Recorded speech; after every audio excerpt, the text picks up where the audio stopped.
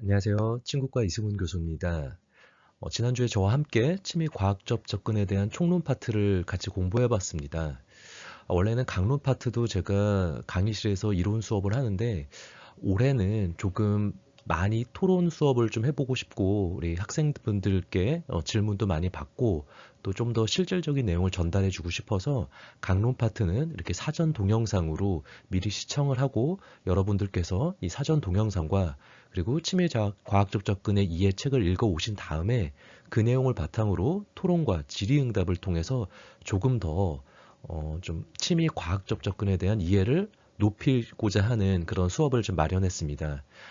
다음에 나올 강의는 제가 모 한방병원의 치매 과학적 접근에 대해서 강의를 했었던 내용인데 이 내용을 사전 녹화용으로 활용을 해서 여러분들께서 먼저 학습을 해오시고 수업 시간에 저와 함께 토론 수업을 해보도록 하겠습니다.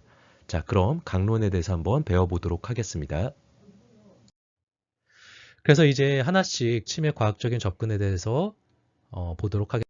지금 보시는 슬라이드가 오늘 배울 치매 기전에 대해서 간략하게 요약을 한 내용입니다. 그래서 이 각각에 대해서 간단하게 오늘 한번 살펴볼 건데요. 그 중에서 이렇게 빨간색으로 되어 있는 부분이 이제 사실 최근에 2010년 이후에 네이처지에 나오면서 어떤 굉장히 엄밀한 치매 어떤 사이언티픽 메커니즘이 밝혀져 있는 부분입니다. 즉 국소 치열에서의 어떤 통증 억제, 그리고 전신 치열, 원위 치열에서의 염증 억제 이런 내용을 좀 중점적으로 한번 배워보도록 하겠습니다. 자, 첫 번째로는 로컬 에펙트, 국소 효과인데요. 국소 효과는 크게 세 가지 혈액순환을 도와주는 이제 increased blood flow 그리고 아날제시아 통증 억제, 세 번째는 MPS inactivation 이 세 가지를 구분해서 설명을 드리도록 하겠습니다.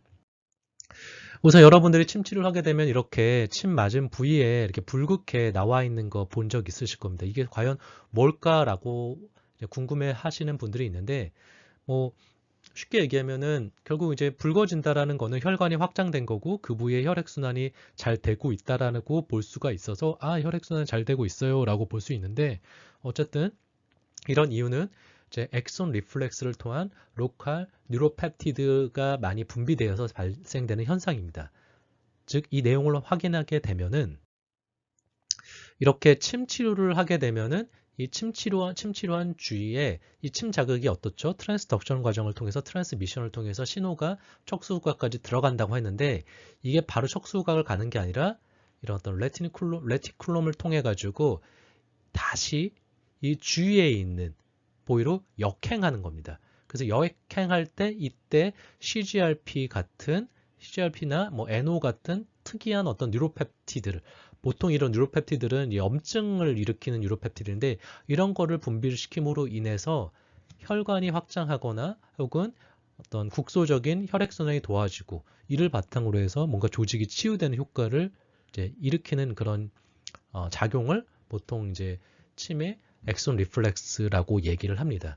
물론 이제 이런 그래서 엑손 리플렉스 통해서 이렇게 CGRP나 NO-NGF, VIP 같은 이제 물질들이 분비가 되는데 이런 물질들이 분비돼서 이제 바소딜레이션이나 혹은 뭐 뉴 블러드 베슬 이제 포메이션 뭐 그를 통해서 이제 인저리가 리페어 된다든지 혹은 붉어진다든지 간지럽다든지 이런 어떤 현상들이 생겼는데 내가 만약에 이런 효과를 일으키고 싶다라고 하면은 뭐 반드시 그런 건 아니지만 뭐 굳이 이제 레커멘데이션을 하게 되면은 뭐 제가 참고한 책에 의하면은 침 자극이 이 엑손 리플렉스를 일으킬 만한 어떤 그 반경이 대략 한 2.5cm 정도의 이 거리를 두고 놔야지만 전체가 커버가 된다라고 알려져 있고요.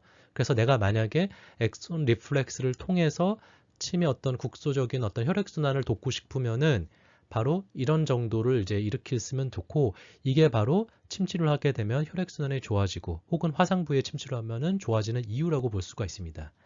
하지만 침치료 효과가 과연 여기까지냐라고 하면은 당연히 의문이 듭니다. 왜냐하면은 이 내용은 결국은 침 자극해서 미세한 염증을 일으킨다고 보는 겁니다. 그래서 이런 CGRP나 NO 다 염증 생겼을 때 나타나는 물질들인데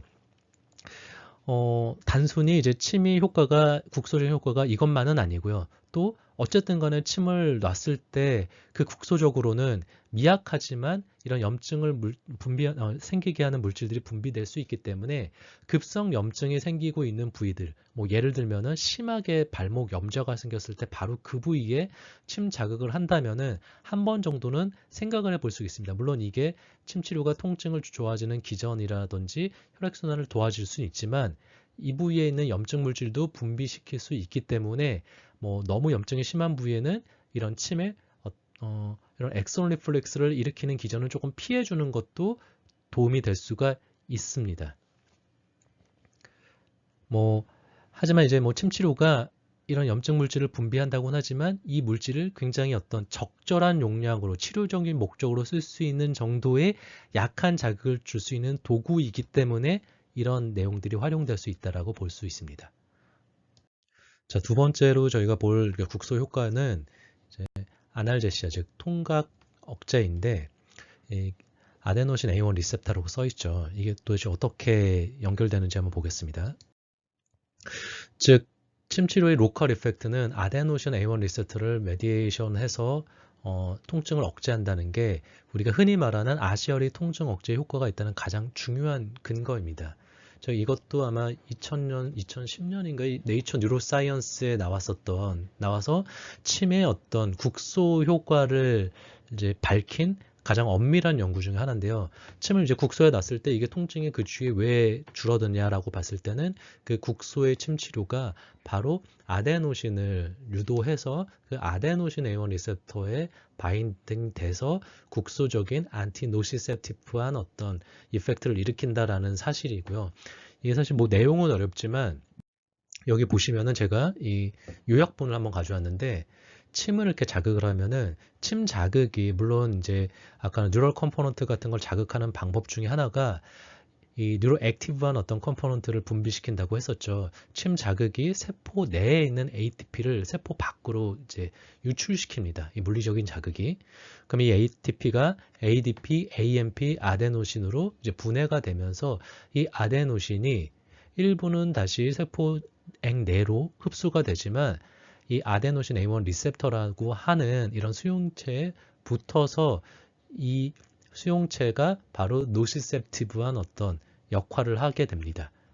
그래서 바로 침치료가 이 아데노신을 분비시켜서 아데노신 A1 리셉터를 매개해서 통증을 억제한다라는 게 이 연구의 가장 큰 핵심이었고요. 그런데 이런 엄밀한 과학적 연구가 나오게 되면은 이 연구의 기전을 통해서 파생되어서 이해할 수 있는 요소들이 많아집니다. 그 첫 번째가 바로 여기는 아데노신이 이제 우리가 흔히 말하는 이제 이 아데노신 A1 리셉터에 붙거나 다시 재흡수되는데 사실 이 아데노신이 이제 현존하는 그 농도가 굉장히 작습니다.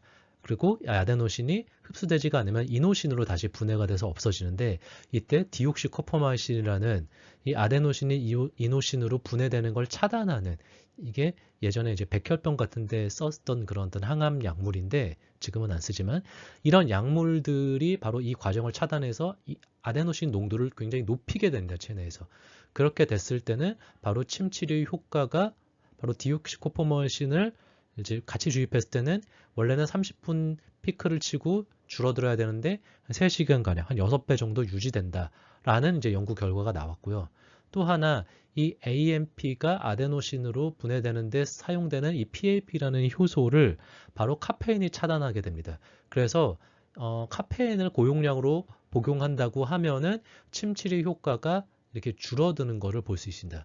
물론 모든 침치료 효과가 아니라 바로 이 국소적인 효과, 즉 아데노신 A1 리셉터를 매개로 한 국소적인 침의 효과는 고농량의 카페인으로 이렇게 줄어들 수 있다라고 알려져 있어서 그래서 만약에 내가 환자에게 침 치료를 했는데 원위치열이 아니라 국소의 아시열을 통해서 통증을 억제하고 싶은 그런 기전을 주로 이용해서 침을 놓고 싶다라고 한다면은 고농도 카페인 같은 경우는 조금 피해 주는 게 좋다고 볼 수가 있습니다. 물론 이게 실험적인 결과고 아직 임상 연구로서는 제가 알기로는 예전에 중국에서 대규모 연구를 한다고 했는데 결과는 제가 확인을 못했는데 어쨌든 침에 대한 어떤 인터액션이 가능한 그런 약물이기 때문에 이런 약물을 좀 피해주는 거를 우리가 과학적 관점에서 레커멘데이션 할 수가 있습니다.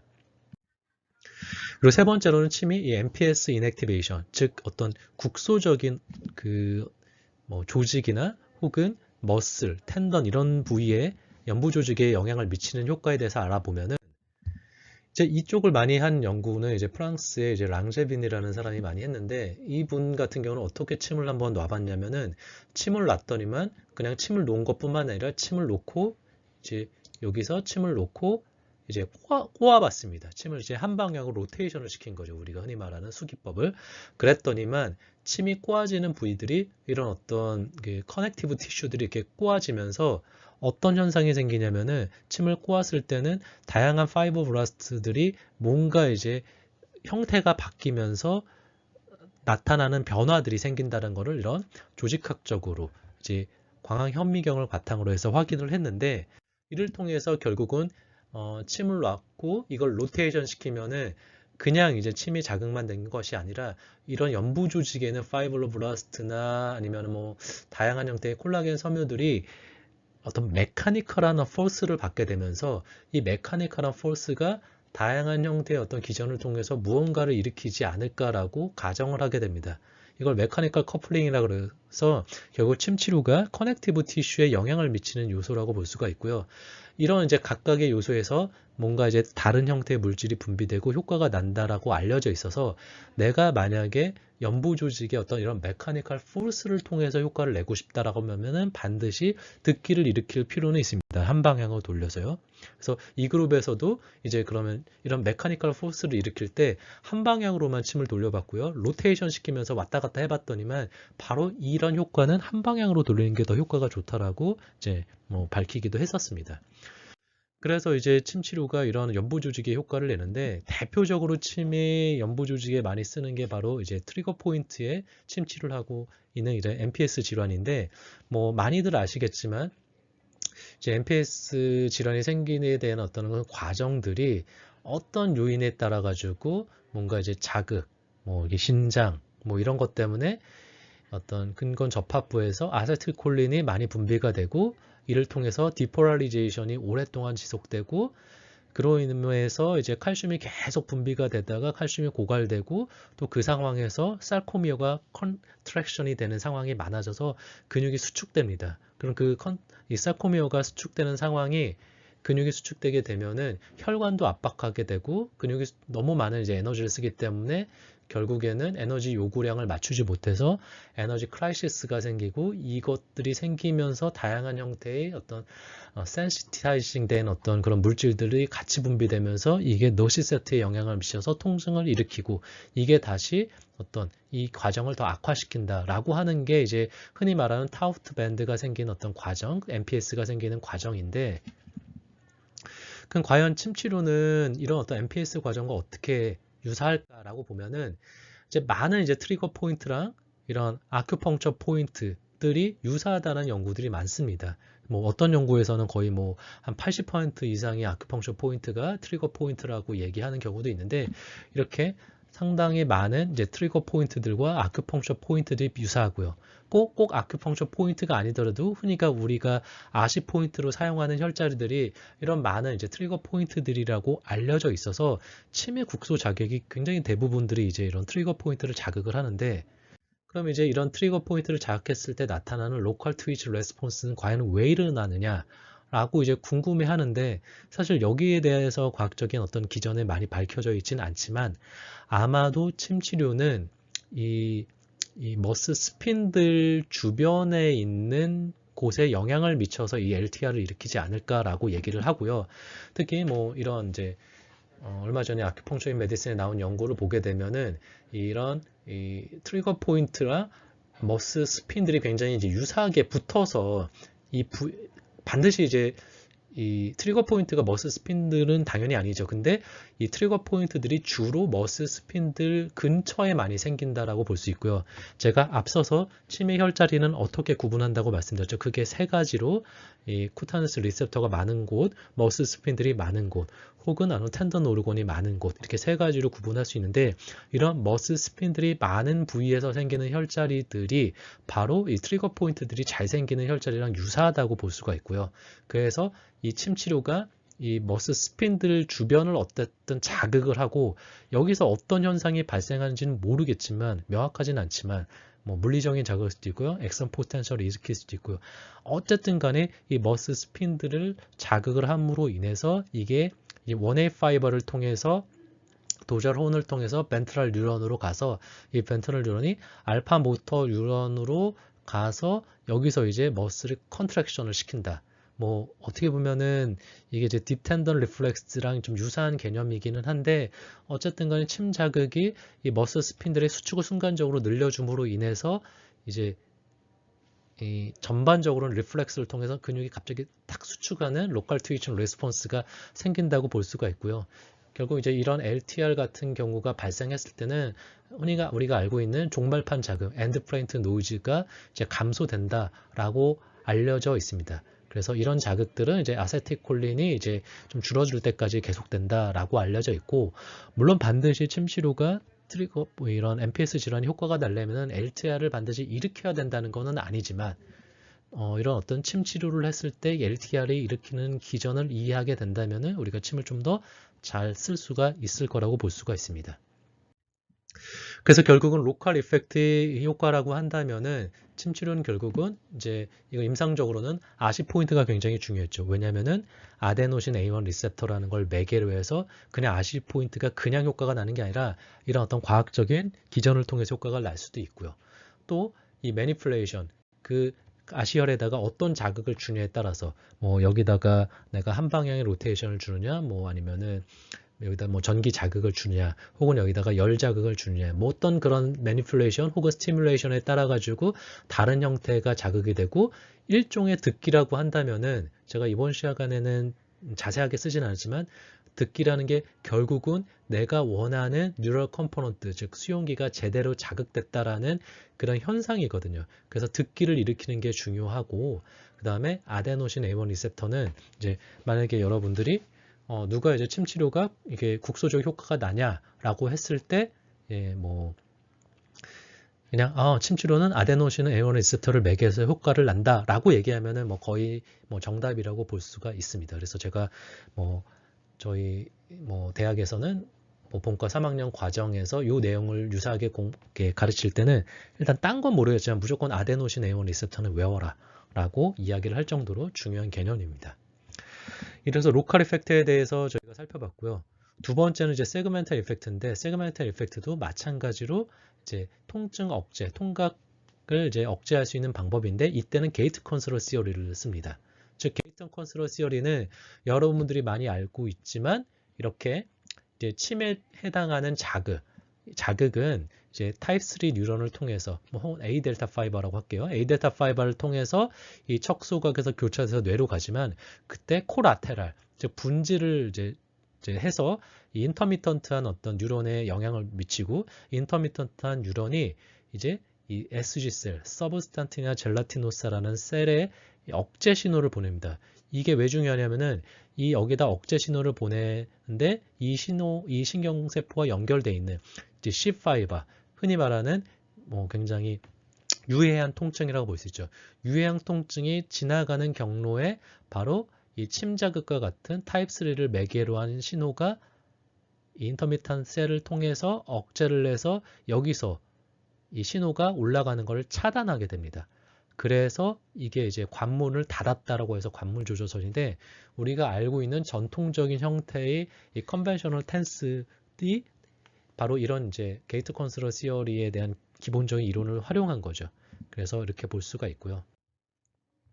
또 이런 세그먼트 어프로치는 꼭 게이트 컨트롤 시어리뿐만 아니라 우리 몸에 있는 같은 하나의 어떤 척수 분절에서는 이 자극이 피부뿐만 아니라 내장까지 여러 신호들이 모여서 뇌로 올라가기 때문에 이 각각의 도절혼에서는 이 비세라라는 어떤 내장 혹은 소마틱한 어떤 피부의 어떤 신호들이 감각신경들이 다 모아서 올라가기 때문에 컨버절 됩니다. 그래서 이게 어떤 효과를 일으킬 수 있냐면 바로 이와 같이 컨버절 됐기 때문에 각각의 신호를 조절할 수 있는 이론적인 근거가 됩니다. 예를 들면 S2, 즉 사크로멘 두 번째, 이제 천추 2번에 해당하는 분절을 보게 되면은 이 S2 스파이널 세그멘탈에는 이제 비세럴 톰으로는 자궁에서의 신호도 들어오고요. 또 더마톰이라고 하면은 이 칼프 머슬에 있는 스킨에서도 들어오고, 마이오톰이라고 한다면은 플렉서 디지텀 롱구스, 뭐 SP6 정도가 되겠죠. 여기서도 이제 신호가 들어오고요. 또 아니면은 그 딱 위치에 근접한 이제 사크란 포라멘에 해당하는 스클레톰에서도 신호가 들어옵니다.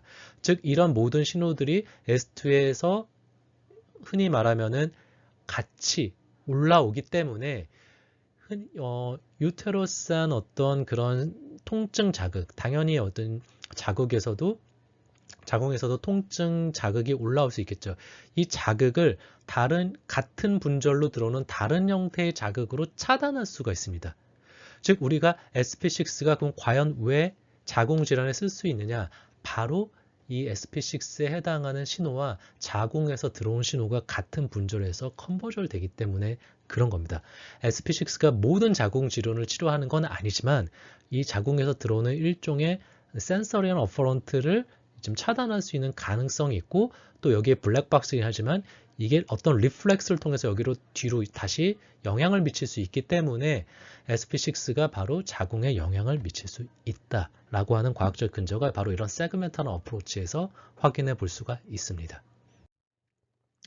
이런 세그멘트 이펙트를 또 활용하는 방법이, 그래서 이런 마이오톰 같은 경우는 아무래도 좀 더 이제 깊은 부위에 이제 자극을 좀 머슬 단위까지 자극을 주게 되고요. 더마톰 같은 경우는 조금 더 이제 더마톰이니까 조금 더 슈퍼피셜한 이 더마톰으로 자극을 내가 하고 싶다면은 이제 좀 천자를 하는 게 좀 좋을 거고요. 그래서 각각의 배수 혈자리들이 해당하는 배수 혈자리들이 이렇게 이런 더마톰에 해당하는데, 그 각각의 배수혈에 해당하는 혈자리들이 위치가 이렇게 있는데 그 위치가 더마톰과 거의 유사합니다. 그런데 단 조금 더 상부에 있는 배수혈이 더마톰과 유사하고요. 하부로 내려갈수록 그 어떤 더마톰과 좀 다르기 때문에 이건 좀 유의해서 임상적으로 활용해 보시는 게 좋습니다.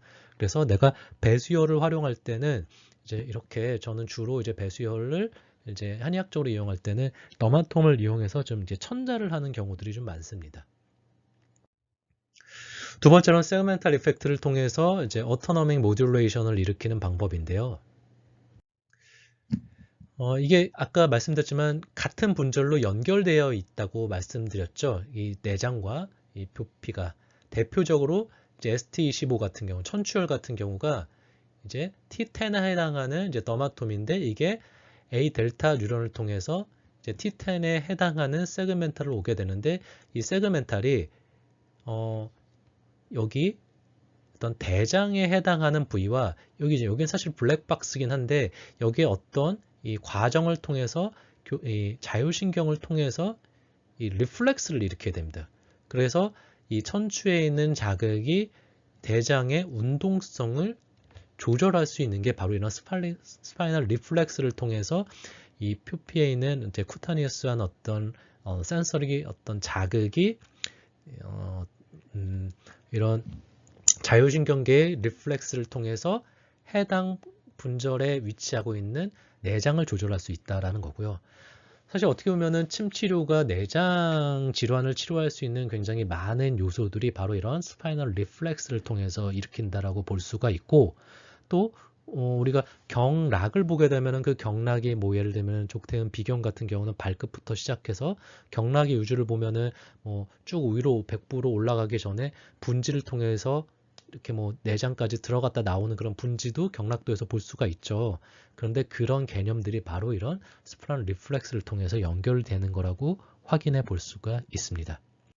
그래서 제가 이런 스파이널 리플렉스를 통해서 대표적으로 이제 많이 하고 있고 환자들한테 많이 알려드리는 게 바로 요 내용이고요. 위장과 관련된 건데, 이건 제가 실제 뭐 예전에 이런 TV 프로그램에 나가서, 이거 이제 여담인데, 제가 이제 이 몸신이라는 프로그램에 예전에 한 번 처음에 나갔었을 때 제가 3번 나갔었는데, 첫 번째 나가서 이제 그 작가랑 친해져서 이제 작가분이 뭐 한의학적인 어떤 테마를 할 때 저한테 꼭 전화를 해서 이제 이게 좋은지 혹은 근거가 있는지 많이 물어봅니다. 근데 하루는 굉장히 이상한 그런 주제를 가지고 계속 얘기하길래 제가 그러지 말고 우리 등 특집을 한번 해보자. 제가 등 어딘가를 자극을 하면 반드시 이제 체한 환자를 데려오면은 트름하게 할 수 있는 자리가 있다라고 얘기를 해서 작가분이 이제 굉장히 그런 데도 있냐라고 해서 이제 이런 등 특집을 한번 마련했는데 그 이제 일환 중에 하나가 실제 이제 체한 사람을 이제 이렇게 섭외를 해가지고 제가 이 격수혈이 실제로 이제 어떻게 보면은 이제 위장과 해당하는 이제 이 교감신경 분지가 있는 부위인데 이 격수혈을 자극을 해서 이 환자를 바로 이제 스튜디오에서 트름을 시키는 이제 그런 어떤 약간 쇼를 이제 보여줬는데 이게 뭐 다른 게 아니라 바로 이런 스파이널 리플렉스를 통해서 즉 위장의 운동성을 이 해당하는 분절에 있는 이 자리를 자극을 함으로 해서 개선시키는 방법이었고요. 이것도 결국 세그멘탈한 어떤 이펙트라고 볼 수가 있습니다. 그래서 이제 세그멘탈 이펙트의 특징이라고 하면은 결국에는 이 세그멘탈 이펙트를 일으킬 때는 경락이나 혹은 우리가 흔히 말하는 마이오톰, 스켈레톰, 뭐 더마톰과 같은 이런 분절이 굉장히 중요했다. 그래서 SP6와 유테러스의 어떤 관계, 이를 바탕으로 해서 내장 질환의 침 치료가 효과가 있는 그런 내용들이 많이 있을 수 있고요. 또 많이 이제 우리가 추나 치료할 때도 이런 세그멘탈 이펙트를 많이 일으키기도 하죠. 그리고 또 침 치료를 함에 있어서 우리가 흔히 배수혈과 복모혈이 중요하다고 하지만 이 배수혈과 복모혈이 효과들이 거의 대부분 이런 세그멘탈 리플렉스를 일으키기 때문에 배수혈과 복모혈을 많이 활용할 수가 있습니다. 자, 세 번째로 이제 제너럴 에펙트인데요. 제너럴 에펙트도 이렇게 세 가지로 나눌 수 있는데 그중 첫 번째로 제너럴 에펙트도 통증을 억제할 수 있죠. 참 신기하게 침 치료는 각각 모두에서 통증을 억제할 수 있는데 이때는 이제 descending inhibition, 즉 하행성 억제라는 거를 통해서 일으킵니다. 그 뭐냐? 이제 제너럴 에펙트 같은 경우 침 치료는 제너럴리하게 전신적으로 다양한 물질을 분비합니다.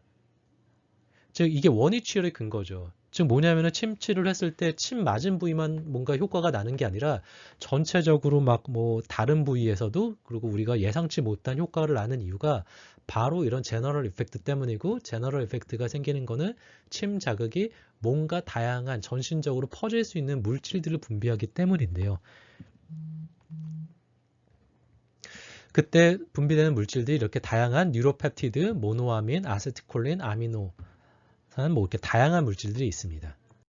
그 중에서 가장 많이 이제 분비한다고 알려지는 대표적인 물질이 뉴로펩타이드 중에서 오피오이드 펩티드인데요. 오피오이드 펩티드 같은 경우는 베타엔돌핀, 엔케팔린, 다이놀핀 등이 있는데 사실은 제가 처음에 설명드렸던 그 아데노시네이온 리셉터라는 개념이 나오기 전에는 침이 효과가 있다라고 이런 과학계에 가장 엄밀하게 알려져 있는 이제 효과가 바로 침이 여기는 베타엔돌핀을 분비시킨다는 내용이었습니다. 엔돌핀이 엔도제노스 몰핀이죠.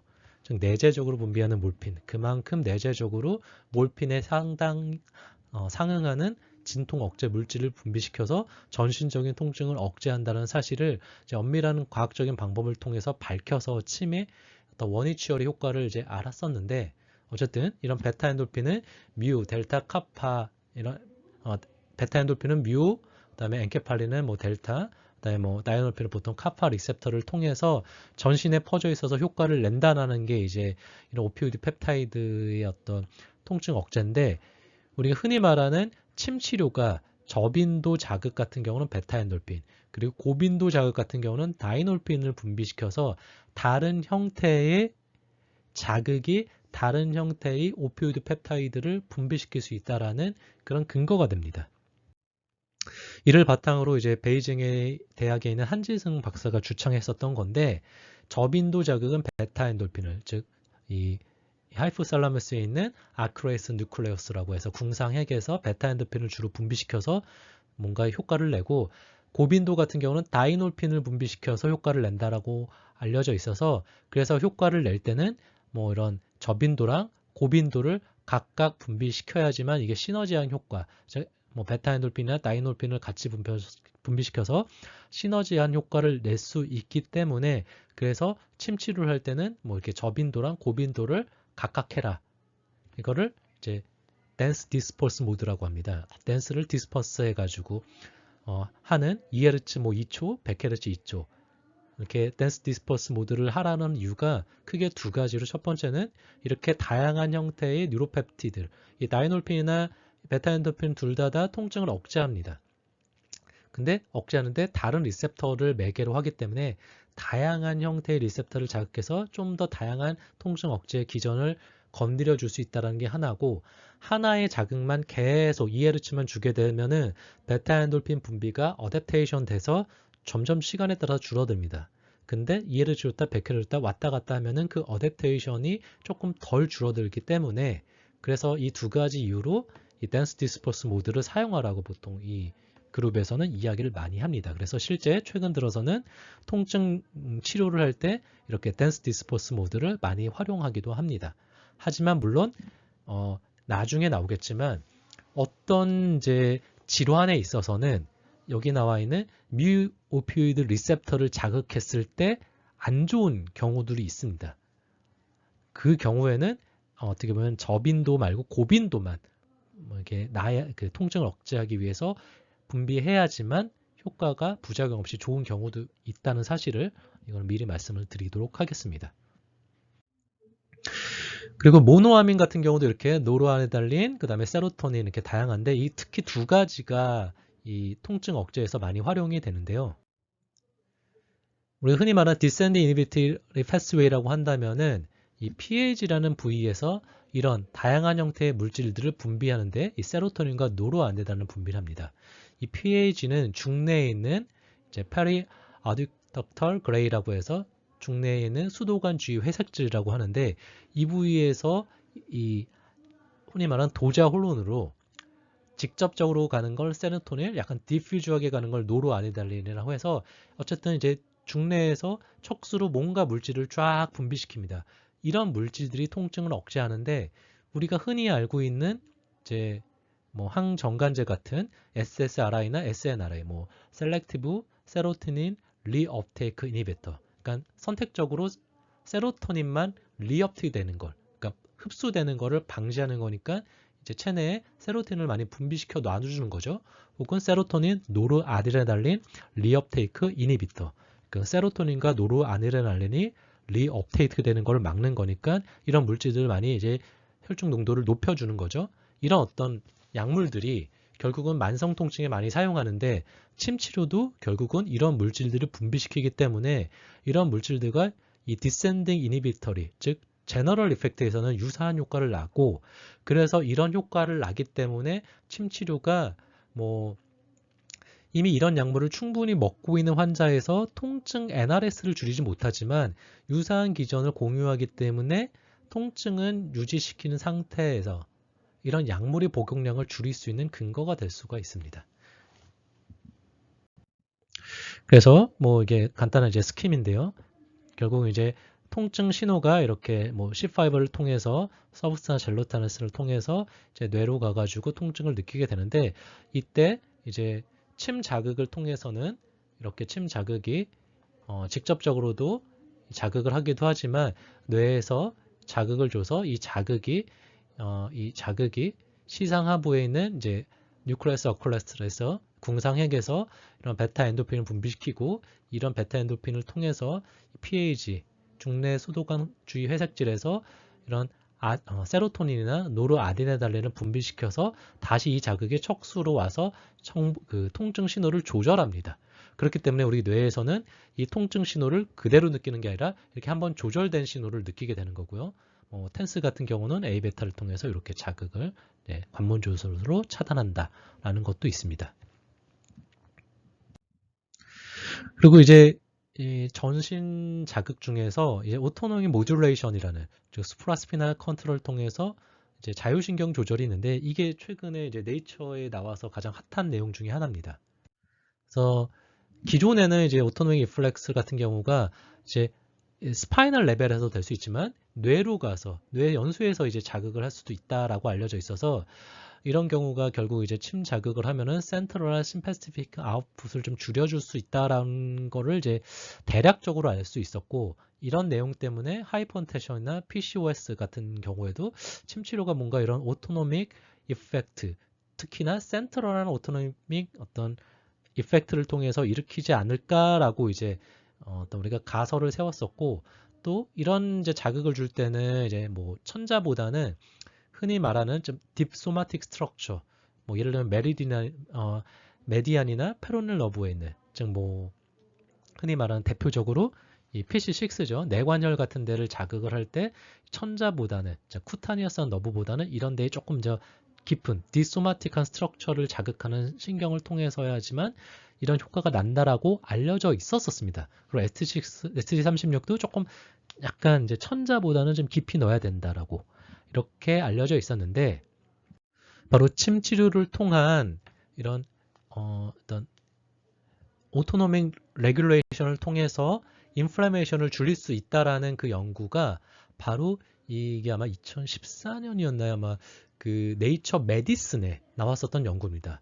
즉 네이처 메디슨에 어떤 연구가 나와서 굉장히 반향을 일으켰냐면은 이 전침 자극이 어떤 도파민을 매개로 해서 전신의 염증 혹은 이뮤니티를 조절한다는 내용이었는데, 어떤 기전을 통했냐면은 이 침자극이 전침 자극이 사이아틱 너브를 매개로 해서 뇌의 어떤, 여긴 블랙박스죠. 어떻게 되는지 모르겠지만 여기 자극을 줘서 이게 리플렉스를 통해서 베이거스 너브로 다시 에퍼런트 돼서 이 자극이 아드레날 메듈라로 가서 아드레날 메듈라에서 도파민 1 리셉터를 자극해서 도파민이 분비돼서 전신의 염증을 줄인다라는 내용이 바로 이 그룹을 통해서 네이처 메디슨에 나와서, 와, 침 치료가 전신의 염증을 줄일 수도 있구나. 그런데 그게 어떤 기전이냐면은 바로 이런 오토노믹 모듈레이션을 통해서, 즉 베이거스 너브를 매개로 한 오토노믹 모듈레이션을 통해서 부신 수질에서 도파민을 분비함으로 인해서 줄일 수 있구나라는 사실이 이렇게 나왔습니다. 이게 이제 전신이 돼서 제가 아까 설명드렸던 최근에 나왔었던 네이처에서 침 치료의 경혈 특이성을 밝힌 연구였는데, 이 연구 이제 대표적인 게 바로 이제 이 ST36을 자극했더니만 이게 어떤 이제 신경이냐면 프로KR2라는 어떤 뉴런을 통해서 이 NTS라는 부위에 자극을 주고, 이게 다시 베이거스 너브를 통해서 아드레날 글랜드에서 카테콜라민이라고 하면 이제 도파민이죠. 도파민을 분비시켜서 염증을 조절할 수 있다라고 하는 게 나왔고요.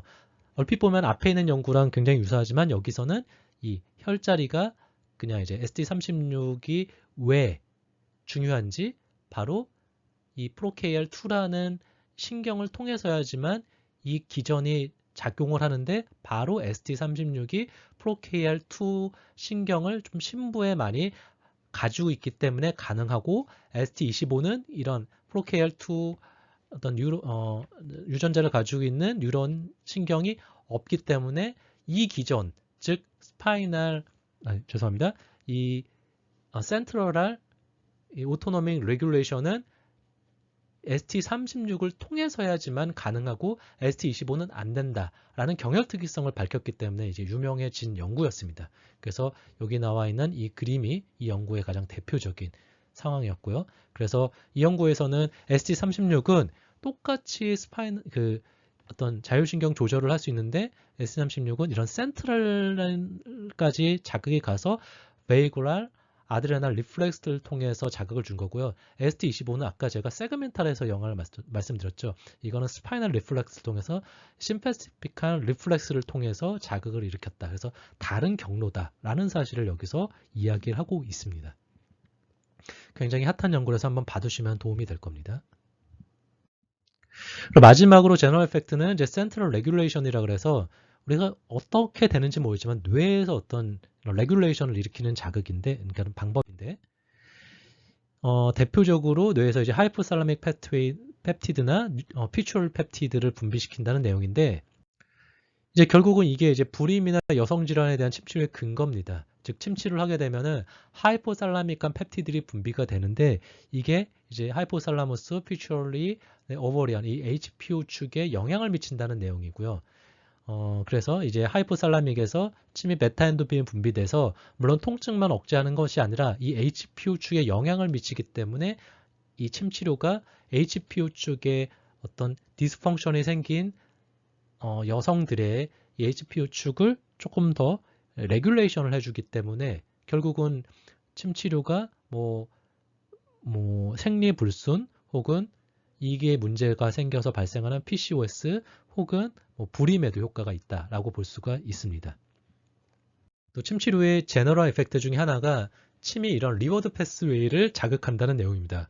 즉 리워드 패스웨이가 뭐냐면은 이 VTA라는 부위와 이 NA라는 부위 이 사이가 이제 리워드 패스웨이인데 이 리워드 패스웨이가 자극이 되면은 이 뉴클레스 아쿰번스에서 이 도파민이 이 프리프론탈 컬텍스로 주로 분비가 돼서 이 부위에서 이제 쾌락을 느끼게 됩니다. 그래서 그 쾌락을 계속 느끼려고 도파민을 찾으려고 이 어떤 리워드 패스웨이가 자극되는 그런 물질이나 혹은 행동을 계속하게 되는 게 바로 이제 중독인데 침 자극이 어쨌든 간에 리워드 패스웨이를 같이 자극시켜서 도파민을 분비시킴으로 인해서 나쁜 자극이 아니더라도 침 자극만으로도 리워드 패스웨이를 조절해서 뭐 알코올이나 혹은 담배 중독을 억제한다는 내용이었고요. 제가 오늘은 뺐지만 이게 아마 작년에 대한한의학회 이 학술대상에서 금상을 받던 대구한의대 양재하 교수님이 많이 연구하시는 게 이 알코올 중독에서 이 리워드 패스웨이에서 침 치료가 어떻게 효과를 내느냐 이 내용들을 많이 연구하셨기 때문에 침 치료가 이런 중독에도 효과가 있다라는 과학적 기전이 있다는 사실을 알아두시면 좋고요. 또 이제 침 치료를 했을 때 또 중요한 게 하나가 바로 림빅 시스템인데 우리가 이제 뇌에서의 자극은 센서리한 어떤 컴포넌트만 이제 느끼는 게 아니라 어펙티브하고 코그니티브한 컴포넌트를 같이 느끼는데 이 어떤 이 정동적인 어떤 이런 컴포넌트는 주로 림빅 시스템에서 즉 뇌의 코르텍스에 있는 바깥 부위가 아니라 안쪽 부위에서 많이 느낍니다. 근데 침 자극이 이 림빅 시스템에도 영향을 미친다고 볼 수가 있습니다. 즉 림빅 시스템은 이제 좀 안쪽에 위치해서 뭐 이모션, 비헤이비어, 모티베이션, 롱텀 메모리 같은 거를 이제 일으키는데 이게 통증의 어떤 프로세싱에서 굉장히 중요해서 통증을 이제에 대한 감정 혹은 통증을 기억으로 얽혀서 더 잘 안 낫게 하는 요인들이 림빅 시스템이 통증이 이제 어떻게 보면은 커넥티브가 돼서 그런 건데 바로 침 자극이 여기에도 영향을 미칠 수가 있습니다. 그래서 보통 이제 뭐 간단하게 말씀드리면은 뭐 반드시 그런 건 아니지만 약간 미니멀 아큐펑처, 좀 침의 어떤 약한 자극들이 에 대한 그 스페시픽한 효과는 좀 이런 림빅 시스템 같은 경우는 이제 많은 연구들에서 막 이렇게 침을 막 경혈자리에서 세게 정말 강하게 자극을 주는 그런 것보다는 조금 부드러운 자극으로 젠틀할 자극으로 주는 게 이 림빅 시스템에 좀 더 영향을 많이 미치지 않을까. 그래서 이때는 막 심자보다는 조금 천자가 더 적절할 것 같고요.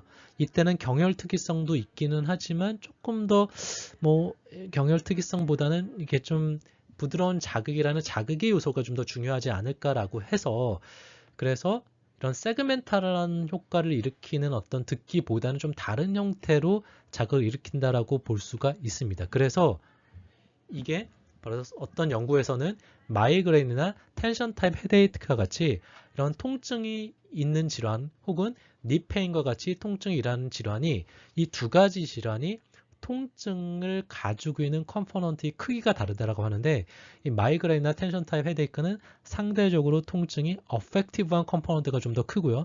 이 무릎 통증이나 뭐 허리 통증 같은 경우는 센서리한 컴포넌트가 큰데 그렇기 때문에 이 마이그레인이나 텐션 타입 헤데이크 같은 경우는 조금 더 어펙티브한 컴포넌트를 자극할 수 있는 침 치료 방법이나 그런 게 조금 더 유효하고 니페인 같은 경우는 센서리한 컴포넌트를 자극할 수 있는 방법이 좀 더 유효하다고 알려져 있습니다. 그래서 마이그레인이나 편두통 같은 경우는 이제 마이그레인 같은 편두통 같은 경우는 침 치료나 이제 미니멀 아큐펑처 얕게 놓는 거나 큰 차이가 없었습니다. 근데 이게 이런 미니멀 아큐펑처나 침 치료가 약물과도 굉장히 유사한 어떤 효과를 냈습니다. 근데 이건 플러시보 타블렛보다는 효과가 미니멀 아큐펑처 혹은 뭐 샴 아큐펑처가 더 컸습니다. 그런데 무릎 통증 같은 경우는 일반적인 어떤 진짜 전침을 하던 진짜 경혈에 놓는 침이 보통 미니멀 아큐펑처보다 효과가 컸고요. 물론 아닌 경우도 있긴 했지만 이런 경우도 있고 이런 치료들이 실제 스탠다드보다 컸습니다. 그래서 침 치료가 거짓침보다 같거나 크거나 표준 치료보다 컸습니다. 즉 뭐냐? 침 자극이라고 하면은 물론 이제 침의 어떤 그 경혈 특이성도 있지만 디지즈 간 스페셜 이펙트를 일으킬 수 있다라고 보는 겁니다. 즉 편두통 같은 이런 마이그레인 같은 경우는 그냥 약한 자극을 가지고 뭐 어떤 혈자리에 놓든 간에 효과가 날 수 있는 가능성이 상대적으로 높고요. 무릎 통증과 같은 경우는 정말 그 경혈자리나 그 위치, 이걸 로컬 혹은 세그멘탈한 포인트에 정확하게 놓는 게 중요하다고 볼 수 있기 때문에 이런 디지즈가 스페시픽한 이펙트가 있다는 사실도 확인해 둘 수 있고, 특히나 무릎 통증 같은 경우는 그렇기 때문에 이제 뭐 코크란 리뷰 같은 데서도 그냥 수기법보다는 전침을 약간 세그멘탈하게 해라라고 이제 강조하고 있습니다. 또 이제 제너럴 에펙트 중에서 중요한 것 중에 하나가 이제 최근 뭐 한 10년 전부터 많이 나온 내용이 디폴트 모드 네트워크에 영향을 미칠 수 있다라는 내용인데요. 디폴트 모드 네트워크는 쉽게 얘기하면은 아무것도 안 할 때 활성화되는 부위입니다. 즉 뭔가를 생각하고 태스크를 할 때 활성화되는 부위가 있고, 아무것도 안 할 때 활성화되는 부위가 이렇게 나눠져 있는데, 그래서 뭔가 집중하지 않을 때 활성화되는 부위로, 그런 부위는 이제 inferior parietal lobe, 뭐 posterior cingulate cortex, 뭐 medial, 뭐 prefrontal cortex 같은 부위인데, 이런 부위들 같은 경우가 보통 이제 왜 중요했냐면은 최근 들어서는 만성 통증이나 혹은 뇌 발달 장애, 뇌 퇴행성 장애라고 알려져 있는 알츠하이머, 어티즘, 스키조프레니아가 이 DNM의 어떤 과할성, 과학제와 연결이 되어 있다고 많이 알려져 있습니다. 만성 통증도 마찬가지고요. 그래서 이 연구처럼 만성 통증에 있어서 만성 통증 환자가 이 디폴트 모드 네트워크에 어떤 그 문제가 생겼다라는 연구들도 이제 2000년도 후반부터 많이 나오게 됐고요. 그래서 실제로 우리가 뭐 많이 알고 계시는 이렇게 유명한 이제 하버드의 뭐 비탈리 나파도우라는 사람도 결국 이분이나 리처드 해리스라는 이제 그 아직도 여기 계신다 모르는데 이번에 아마 그 미시간 대학에 계시는 분인데, 이 두 분이 침 연구 중에서 fMRI로 가장 선도적으로 많이 하시는 분인데, 이런 분들이 이 파이브로마이알지아, 특히 리처드 해리스가 파이브로마이알지아 연구를 많이 했는데 fMR 가지고 이때 뭘 밝혔냐면은 파이브로마이알지아를 가지고 있는 환자들은 일단은 이 뇌에서 인슐라라는 부위와 DNM이라고 하는 부위에 커넥티브가 많다. 이런 사실을 여기서 하나 알고, 근데 이 파이브로마이알지아 환자에게 침을 놨더니만 그냥 통증만 좋아지는 게 아니라 이 DNM과 인슐레의 커넥티브가 줄어들었다 라는 사실까지 이제 어떻게 보면 바이오마커를 확인한 거죠. 그래서 DNM의 활성이 크로닉 페인에 대해서 침 치료 효과를 알 수 있는 중요한 바이오마커가 될 수 있다라고 얘기를 합니다. 그래서 침 효과가 단순하게 그냥 뭐 국소적으로 뭐 플라세보로 이렇게 나오는 게 아니라 실제 뇌 영역에서도 어떠한 뇌를 조절함으로 있어서 그 조절이라면은 커넥티비티를 변화시킴으로 인해서 효과를 낼 수 있다라는 가능성을 이제 이런 연구를 통해서 밝혀지게 됩니다. 그래서 이제 fMRI 같은 경우도 이제 뇌에서 이렇게 작용한다라고 알려져 있고요. 그래서 뭐 이런 연구들이 많이 있고, 뭐 그 연구를 정리를 했을 때 조금 더 강도가 강할수록 뇌를 명확하게 자극을 하고요. 또 프레시퀀시 같은 경우는 이제 하이 프리퀀시를 하면은 좀 뇌를 좀 이렇게 다양하게 자극을 하고, 로우 프리퀀시를 죄송합니다. 이 로우 프리퀀시를 하게 되면 뇌를 조금 더 브로드하게 자극을 하게 되고, 하이 프리퀀시를 하면 조금 더 뇌를 좀 스페시픽하게 자극하는 그런 경향이 보인다고 하고, 환자가 건강에 비해서 좀 더 명확한 뇌 반응을 fMRI를 통해서 확인해 볼 수가 있고요. 이제 포인트는 좀 연구에 따라 다르다라고 하고, 결국에는 침 치료는 이런 다양한 뇌에서의 커넥티브를 가진 네트워크에 영향을 준다라는 사실을, 즉 결과적으로 침이 뇌에도 영향을 미친다는 사실을 이제 이런 fMRI 연구를 통해서 많이 밝혀졌습니다. 그래서 이런 연구의 사실은 어떻게 가장 이제 가장 잘 정리된 연구가 이제 2017년에 브레인지에 나와 있던 연구인데, 이 연구 같은 경우는 당시에 이제 이 김영준 박사님이라고 한국한의학연구원에 계시는 이제 부장님인데, 당시에 이제 이 하버드 메디컬 스쿨 여기서 이제 이 나파도우랑 같이 공동 연구를 하러 이 하버드에 계셨었을 때 나왔던 연구였고요.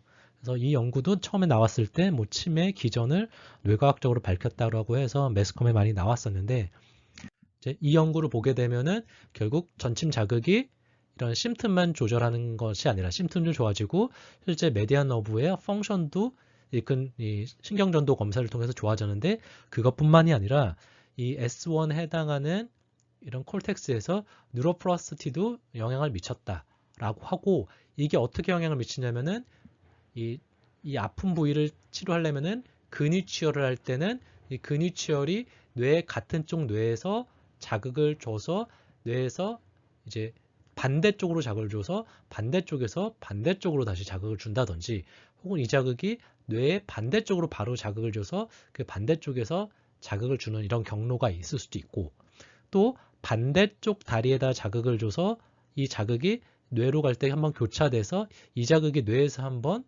교차한 상태에서 다시 돌아오는 약간 이제 이런 내용들을 이제 논문을 읽어보면은 이제 엄밀한 방법으로 이제 증명을 하셨는데 그래서 여기서 이 그룹에서는 이 수근관 증후군 침치료를 할 때는 근위치열을 할 때는 그 부위, 원위치열 할 때는 반대쪽 다리를 좀 사용하는 게 어떠냐라고 이렇게 제안을 합니다. 그래서 로컬 아큐펑처는 아픈 쪽, 디지털 아큐펑처는 이 반대쪽 건측을 하는 게 좀 더 효과가 좋았다라고 이야기를 하고 있습니다.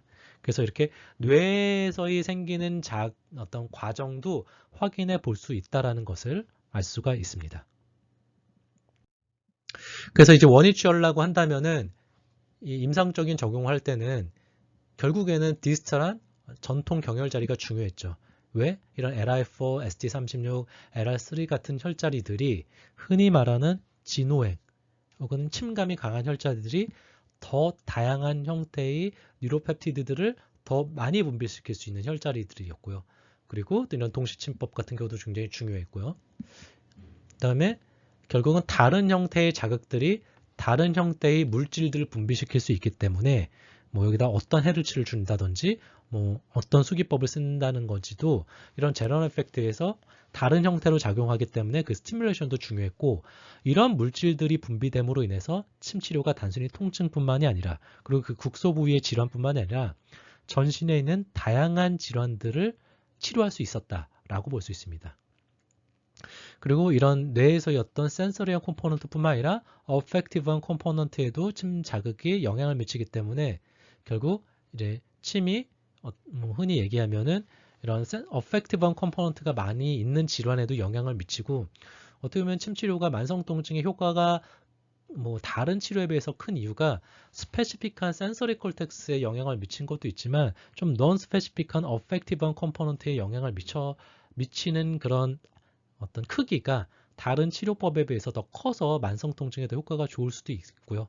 그렇기 때문에 우리가 치료할 때는 그 질환의 어떤 특성, 그 질환의 센서럴 컴포넌트가 어느 정도인지, 어펙티브한 컴포넌트가 어느 정도인지를 알고 치료하면 조금 더 도움을 받을 수가 있습니다. 뭐 예를 들면은 조금 어펙티브한 컴포넌트가 많은 환자들 같은 경우는 뭐 치료할 때 뭐 좀 더 젠틀한, 좀 미약한 자극을 좀 더 많이 주면서 너무 아픈 막 그 혈자리를 막 강하게 자극하는 것보다는 좀 이렇게 슈퍼피셜하게 미니멀 아큐펑처를 자극하면서 또 환자에게 조금 더 non special 이펙트를 많이 일으킬 수 있게 따뜻하게 설명도 많이 해주고 관심도 많이 가져주면은 환자의 진짜의 오버올 에펙트가 더 커질 수가 있거든요. 그래서 이런 걸 이해하는 것도 중요해서 결국에는 이제 오버올 에펙트를 일으키기 위해서는 이제 이런 어떤 위에서 얘기했었던 이런 센서럴 컴포넌트, 어펙티브한 컴포넌트 모두를 우리가 다 이해를 해야 된다라고 볼 수가 있습니다. 네, 긴 시간 동안 수업 듣느라고 고생 많으셨습니다. 아마 저희 두 번의 강의를 통해서 여러분들이 궁금해했었던 치매 과학적 접근에 대한 이해에 어느 정도의 실마리가 풀렸었기를 기대하면서 조금 더 심도 있는 그런 토론과 질의응답은 저희가 강의실에서 한번 해보도록 하겠습니다. 그럼 수업 시간에 만나겠습니다. 감사합니다.